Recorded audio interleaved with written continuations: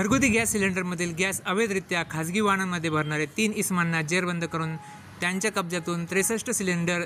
3 वजन काटे व 3 मशीन असा एकूण 2,11,700 रुपये किमतीचा मुद्देमाल हस्तगत.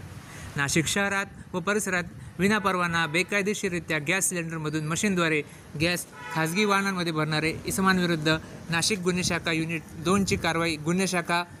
युनिट 2चे पोलीस अधिकारी व अंमलदार असे हद्दीमध्ये पेट्रोलिंग करीत असताना दिनांक 3/5/2025 रोजी सहाय्यक पोलीस उपनिरीक्षक विलास गांगोडे यांना गुप्त बातमी मिळाली की पाटील गॅरेजच्या मागे भारती मठाजवळ पत्राच्या शेडमध्ये नाशिक रोड येथे बेकायदेशीररित्या गॅस सिलेंडरमधून मशीनद्वारे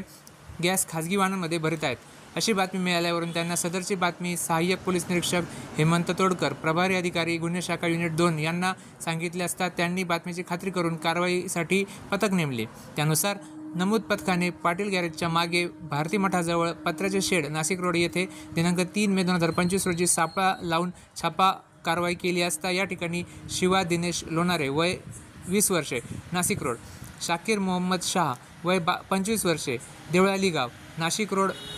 नवाज अहमद शाह वय 21 वर्षे राहणार देवळाली गाव नाशिक रोड हे भारत गॅस कंपनीचे घरगुती वापराचे गॅस सिलेंडरमधील गॅस विनापरवाना बेकायदेशीररित्या गॅस सिलेंडरमधून मशीनद्वारे खाजगी वाहनांमध्ये पैसे घेऊन भरताना मिळून आले. त्यांच्या कब्जातून 63 मोठे व छोटे असे गॅस सिलेंडर, 3 मोटार व 3 वजन काटे व रोख रक्कम असे एकूण मिळून 2,11,700 रुपयांचा माल कब्जातून बाळगून मिळून आल्याने जप्त करण्यात आला आहे.